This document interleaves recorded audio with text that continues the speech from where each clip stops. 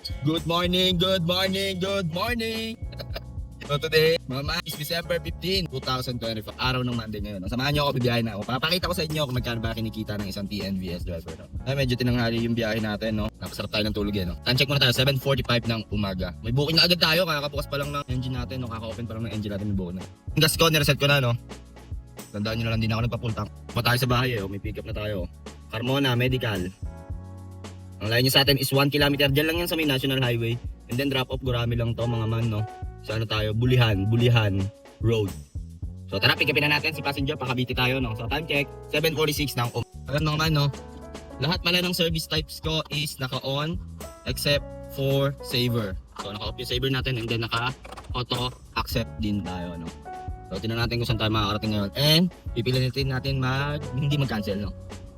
Para sa incentives natin. Tingnan natin kung makukuha natin yung incentives natin for today's video, no? So sa mga hindi nga pala nakakilala sa akin, ako si Colin, nagmula pa ng Anomrak Etibac. So 15 months na tayong TNVS driver, no? So far so good naman. Kailangan mo lang habaan yung oras mo dahil sa commission. So ano ba yung commission?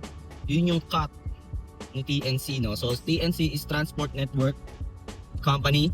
So sila yung mga platform. So yan si Papa G, si Inday, si Lala Mogs. Yan, yun ang mga TNC, no? So may commission silang tinatawag, yun yung cut nila.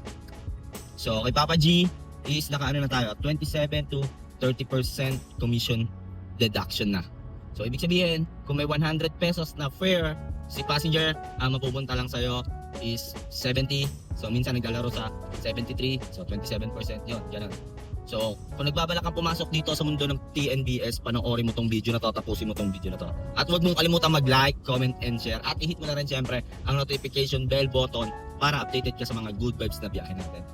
So ngayon medyo, nagpahinga ako sa pag-vlog. Pero tuloy-tuloy pa rin yung upload ko kasi nga, ang haba ng napuno na yung memory ko kasi isang phone lang yung gamit ko. Tapos yun lang yung pinambablog ko. Huling vlog ko pa is December 18. Monday pa yon. So isang linggo rin ako hindi nag-vlog, no?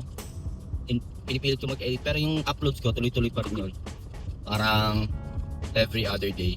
Yung sa YouTube yung sa latest ko na uploads, pero dun sa YT ko, sa Facebook ko yun yung late. Pero highlights lang yun sa Facebook ko, no? Sa YouTube ko yung updated lang. Kasi mag-vlog din, no? Minsan nakakatulugan ko kaya natatagalan yung upload ko. Ang hirap din mag-edit, yun. Pagod na ako, kaya ako lang din naman na nag-e-edit. So tayo lang. So tara, pick upin na muna natin to si passenger. December 15 mo kung ano ang pasahero natin na ito. Pasyente. So sana hindi agad tayo puno. Pero gurami lang to, sobrang late lang nang makukuha ko dito. Mamaya papakita ko sa inyo. Doon lang naman to sa may Shell, Shell sa may Bulihan. Passenger natin isa lang. Drop na natin si madam. Dito lang yun sa may Bulihan. Bulihan nga ba? Bulihan Road. So 244 yung marumi niya. 250 binigay. Standard GPay ang ginamit. So nag-tip na ang 6 pesos. So 244 marume, 215 malinis plus 6 pesos. No? Pero ulit tayo. Saan to? Maguyam ang pick up and then drop off natin. Saan to? Paranaque tayo. Sun Valley. So tara, pick upin na natin si passenger. Time check tayo. 8:11 ng umaga. Malayo yung pick up natin, no? Standard to, Yung una natin standard and then itong pangalawa standard pa rin to. 3.6 km ang layo. Pero okay lang, at least papasok na tayo ng NCR, no? Kay Maguyam.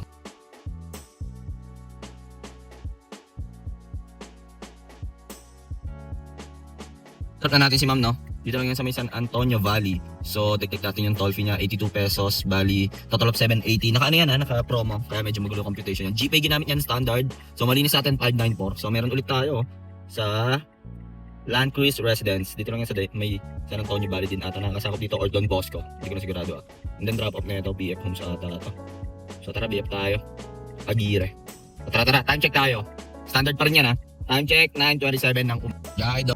Check natin Land Cruise Residences. Ngayon ako nakapick up dito. Drop na natin si madam, no? Dito lang yan sa Aguirre, BF Homes. So 326 yung marami niya. Exact amount yung binigay na cash payment, 326, 240 malinis. So meron ulit tayo. Dito lang din sa Aguirre, syempre. Ang layo niya, SBF pa rin. 1.4 km ang layo ni passenger. 1.5 km. And then drop off, pinapasok na tayo ng Maynila, no? Top Avenue tayo, mga man, no? Drop off neto sa may LRT. So tara, pick upin na natin si passenger, no? Time check, 10:09 ng umaga. Ayun mga man, tinanong ko si passenger, no? Ang hirap daw mag-book. Kanina pa siya nag-book alas 9. Anong oras lang umano yung booking? 9:30. Almost 30 minutes siya nag-book. Hindi ko alam kung ano nangyayari. Comment down below mga paps kung nabiyahe ba kayo. Baka sa iba na kayo nabiyahe. Bulong nyo naman sa akin yan. Parang wala na ata nabiyahe 4 days na tong ganito. Simula nung Saturday. Last Saturday Ito lang. 4 days na. Simula na nag-announce si LTFRB ng no cancellation. Tapos may penalty fee and then no surge. So alam nyo na. Pag rush hour, offline na lang, ganun na lang. Lalo sila mahirapan dyan para sa akin lang Lalo mahirapan ang pasahero dyan sa ginawa nilang no surge. Doon na nga lang tayo nakakabawi, di ba? Wala tayong magagawa, ganun talaga. Philippine government is the best. So yun, tara bakbak.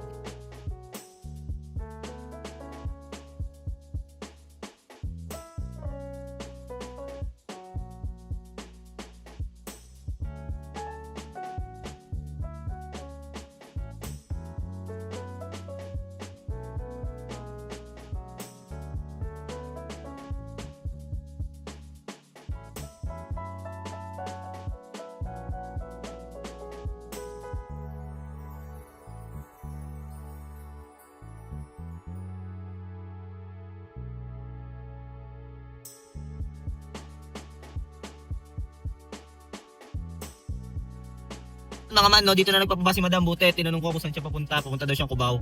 So tinuro ko dito siya sa MRT. Dapat dun siya sa kabila. MRT, baba siyang Araneta. Araneta daw siya punta 638 Marome, standard yon. Natagalan kami doon kasi dito ako napadaan sa may Top Avenue. Ginawa na palang palengke to. Pero ang dami pa rin nadaan na sasakyan So 638 Marome, standard yan. 469 Amalines. So ang diskarte natin yan. Punta tayo Terminal 3, no? Doon tayo kumuha para makuha tayong long shot. Time check muna tayo. 11:51 ng umaga. Dito mga man no? Ayun, no? Na-end-up kaya yung mga jeep na yan. Grabe dito sa Top Avenue, no? Yung 3rd and 4th lane terminal. 1st and 2nd lang magagamit nyo. Kaya sobrang traffic dito. Top Avenue. Pero kung hindi terminal yan, okay dito sobrang okay Naman, dito tayo sa Terminal 3 and then nag-set D ako, no? Siyempre nakakuha tayo ng mga bookings. Ayun, bookings. So Terminal 3, nasa baba. And then drop off nito, long shot tayo. Sa may Southwoods exit tayo, Villa Olympia. San Pedro na ata nakakasakop niya, no? So gumana yung set din natin. Tara, kunin na natin si passenger, no? Set din na agad tayo pa south, no? Time check, 12:13 ng tanghali.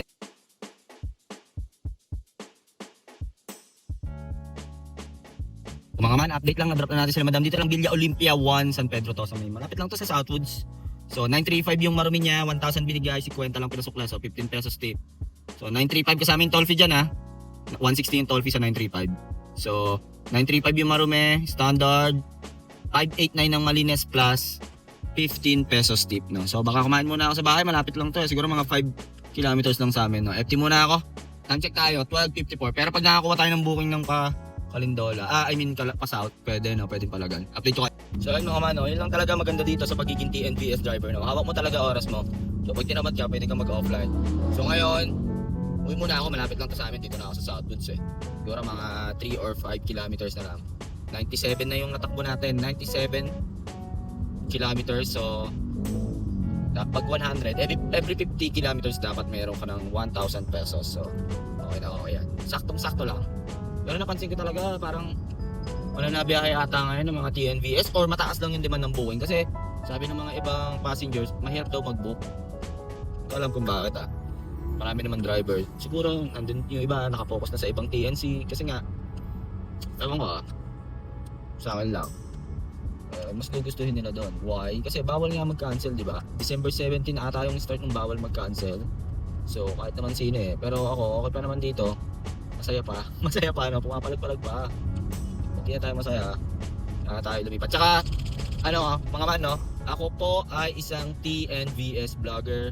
Nagpo-vlog ako ng kung ano gusto ko. Hindi ako accredited ng kung ano mang TNC dyan, no? So ulitin ko, hindi ako accredited ng kung ano man TNC.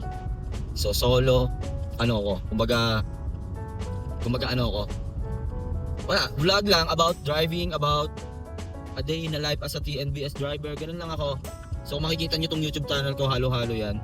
Wala lang, gusto ko lang din i-document. Kasi baka may magsabi may mga nagme-message kasi na parang seloso daw si Papa G. So ulitin ko, hindi ako accredited vlogger, no? Wala akong pinipirmahan na kung anong kontrata dyan, no? Malaya ako kung ano gusto kong gawin.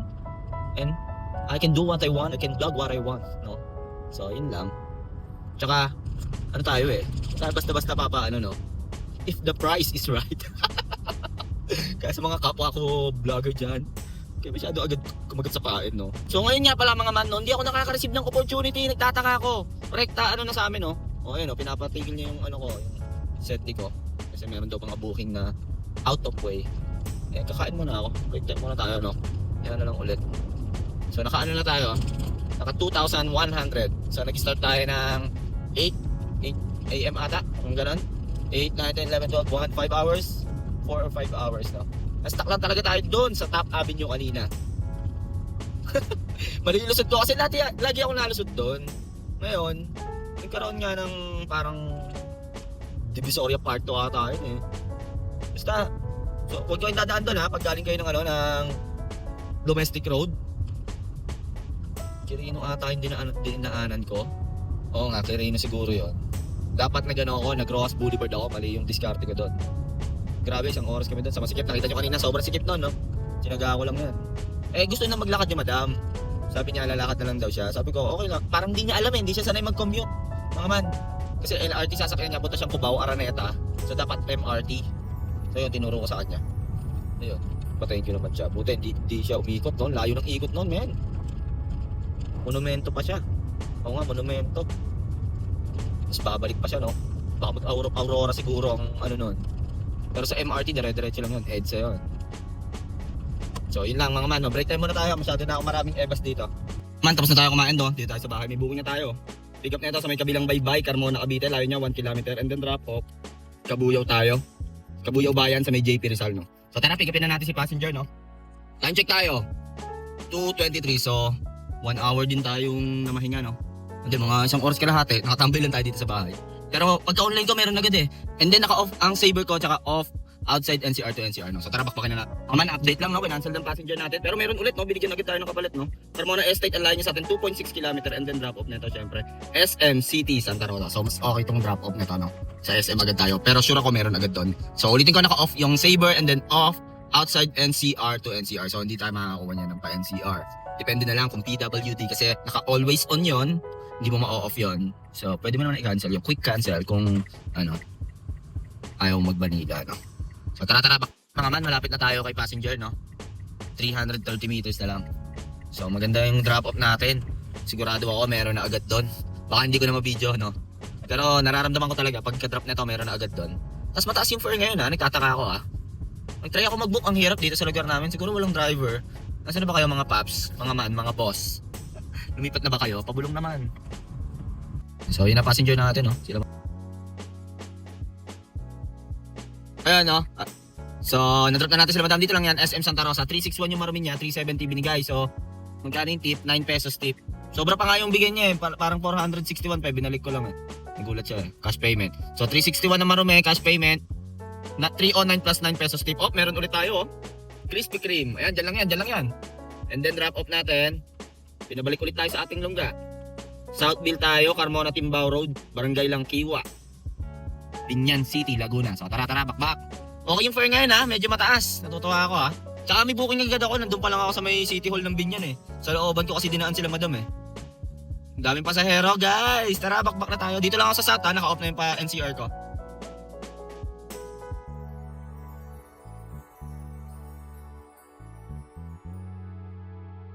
Drop na natin sila madam dito lang Southville 5A sa may Langkiwa, Binyan, Laguna.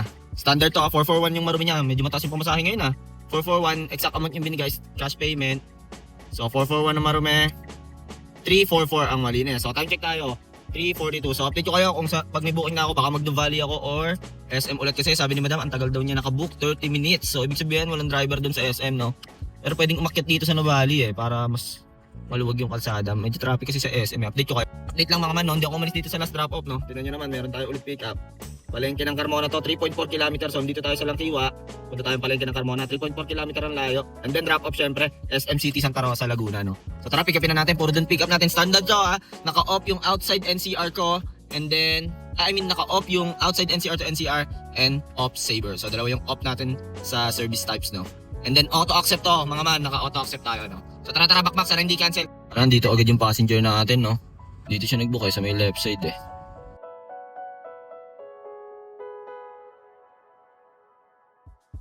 Mga man, no, na-drop ko na sila madam, no? Grabe yun. O, time check tayo. 5:29 Na-pick up ko yan 4 PM ha, dito ako sa SM Santa Rosa. Isang oras kalahati for 229 no. And then nag-tip ng 100. So 229 plus 100 yon. GCash yung ginamit nun. Hindi ko na QR ginamit nila eh. Hindi ko na video QR. So yun. Grabe mga man, na-stress talaga ako doon. Doon no, sa Binyan, sa munisipyo ng Binyan. Kaya pala sobrang traffic doon kasi nga inuubos nila yung mga pasahero doon sa may City Hall. So pag galing kang South City Homes, hindi ka makakalabas. And then yung yung nagka-traffic is yung nagmamanage ng traffic is yung guard. Okay? Guard ha, hindi traffic enforcer, guard. Ang kulit lang eh no. Pero dapat doon, sa akin lang ha. Ako wala akong alam diyan sa mga government diskarte. So pagka-traffic ng mga sasakyan. Pero ang pinakamagandang diskarte doon, isarado nila yung South City Homes, bawal tumagos doon ng 5 PM pagka-out ng munisipyo. Kasi inuubos talaga nila as in lahat ng tao dun sa wala silang pakialam pagka palabas ka ng South or papasok ka galing Jubilation, wala. Basta ang prayo nila is yung palabas ng munisipyo. So stuck kami doon, grabe. Kanina pa ako nandun 4:25 ata or 4:30. Nag-offline muna ako, na-stress talaga ako doon mga man, no? Buta nag-tip ng 100, so pali 329 yung nakuha natin doon. Na-stress ako doon. Thank you po ma'am sa tip, no? Nag-tip sila, 4 sila eh. Stress ako doon talaga. Ibang level ng mga multi. Mga man, no? Nandito tayo sa SM Santa Rosa. So ito may papakita ko sa inyo. Tingnan nyo pick up ko. 3.9 km ang layo. 30 minutes yan 3.9 km. Nandito ako sa SM Santa Rosa. And then ang pick up natin ay sa saan to? Garden Villas. Hindi ko lang sure kung sa Garden Villas to. Santa Rosa, Laguna. So yung mga taga-south dyan, alam nyo to. SM Santa Rosa, tapos pupunta ako dito. 3.9 km. And then ang drop off neto sa may Katapatan Avenue. So ang tingin ko dyan, abutin ako ng mga isang oras kalahati para makomplete tong parang 280 pesos, no? So bawal mo i-cancel yan. So yun, no? Napakagaling talaga na naisip nilang batas, no? Ng policy. Philippine government is the best. Di ba? The best yun. Bawal mag-cancel ang mga driver, no? So tingnan natin to. Chinat ko to, sabi ko papunta na ako. Pag ito kinancel niya, yun. Napakaganda talaga na naisip nilang policy para sa mga driver, no? Comment down below mga paps, no? 3.9 km, 30 minutes bago mo ma-pick up. Pag kinancel mo, may penalty si driver, no? Okay naman yung yung policy na naisip, no? Parang si ChatGPT lang mag-isip no? Dito pa lang sa palabas ng SM Tinan nyo. Pilipinas is the best. Yan pa dagdag Si Lina Plains pala pick up nito. Yan pa dagdag Plus 5 minutes, so 34 pa. So dito pa rin ako sa SM Ano na, 5:44. Tingnan natin kung anong oras natin mapipick up to Tama Ayan na, pick up natin Ilang minutes yung nakalagay na yan? 33 plus 5 pa dito. So sabihin natin 38 minutes. And then dito tayo pag papunta na tayo kay drop off 39 minutes plus 9. So ilan yon? 48. So 48 minutes plus 33 plus 5. Yun yung makukomplete nating para sa 280 pesos. Okay naman yung naisip ng LTFRB, ng Philippine government. Okay na okay yun. Wala, hindi talo si driver doon. Di ba mga paps? Comment down below. Ang saya talaga sa Pilipinas, no? Kaya ako, mas gusto ko talaga dito sa Pilipinas. Sobrang ang ganda ng mga naiisip nilang policy, ng mga batas. Sobrang, alam mo yun, sobrang lawak ng pag-iisip. Parang si ChatGPT lang no? Ay, no. Passenger natin guys.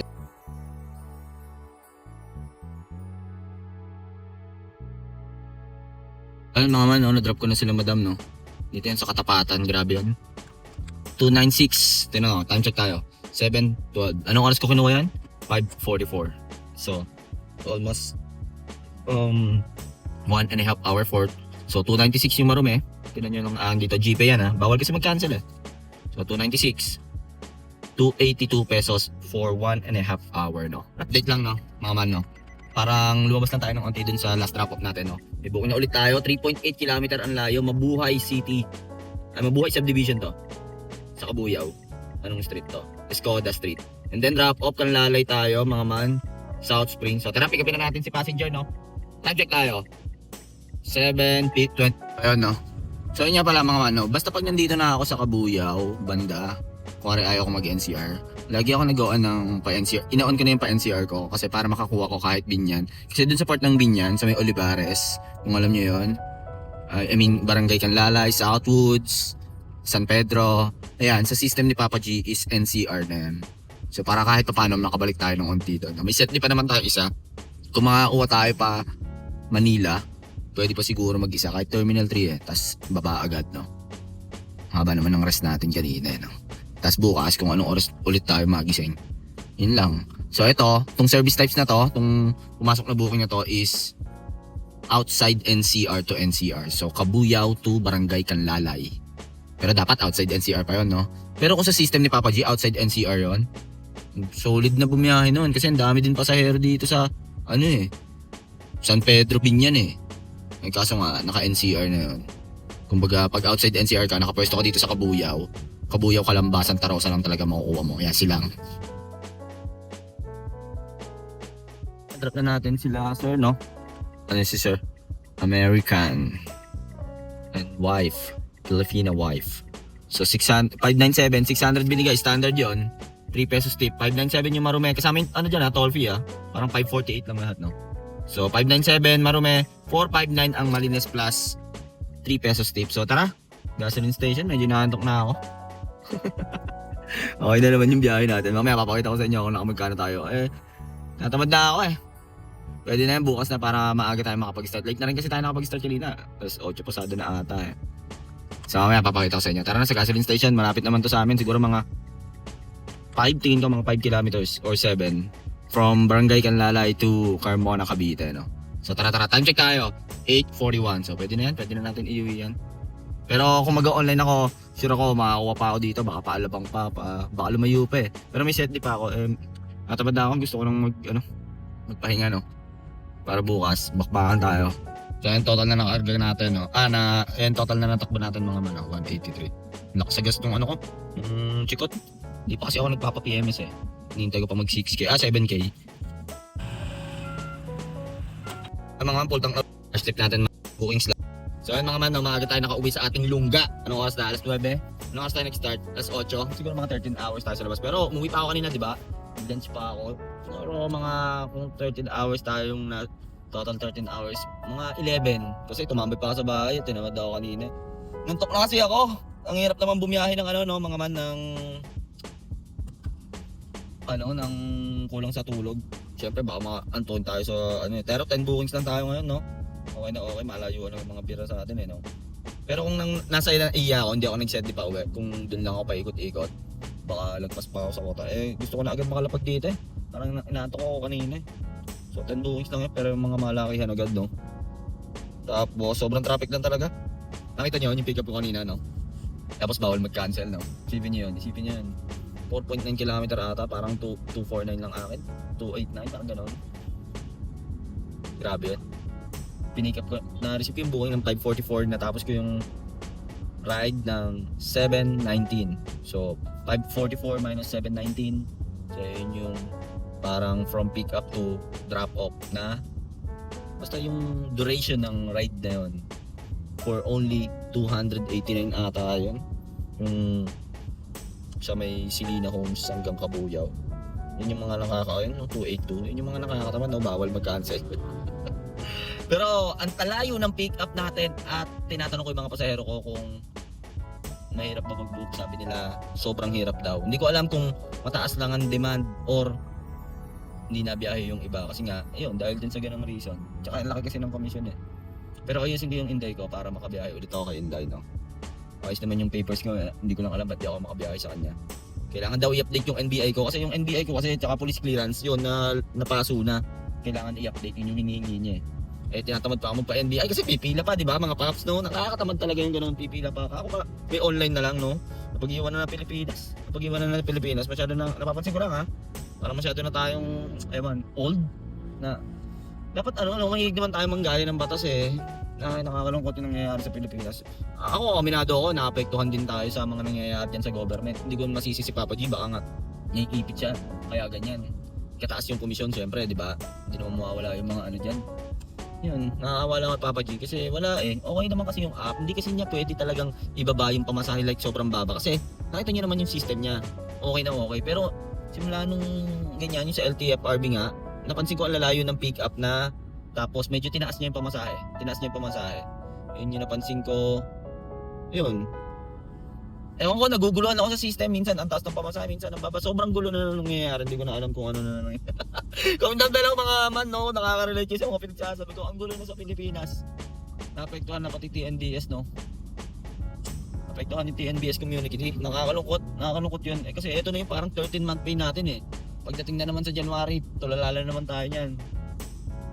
Nakakalungkot lang. Pero asahan nila lalong. December 17 daw yung ano eh. Yung i-implement yung cancellation penalty fee. Pero expect ng mga passenger, wala, mahirapan kayo dyan mag-book. TNBS pa ginanon nila. Anytime, anywhere, bumabiyahe ang mga yan. Offline yan, mga yan, 4pm. Yun na nga lang yung bawi no mga man. Yun lang talaga yung bawi natin Sa buong maghapon, ang baba ng pamasahe, tapos ang laki ng commission na kinakaltas. Tapos doon ka lang babawi sa 4pm, sa rush hour lang talaga makakapili ka ng malalaki Kaso tinanggal nila yung search. So yun. So yun lang mga man, masyado mahaba na tong video na to, no? Mag-e-edit pa ako, no? May 3 pending pa ako doon na, Pero sa YouTube tuloy-tuloy yung upload ko, tapos yung sa Facebook, medyo delay lang doon, highlights lang doon, no? So yun lang mga man, no? Kung ano man ang diskarte mo sa buhay, araw-araw mo lang galingan, makakamit mo rin ang tagumpay. It's your boy, KOL, signing off, peace!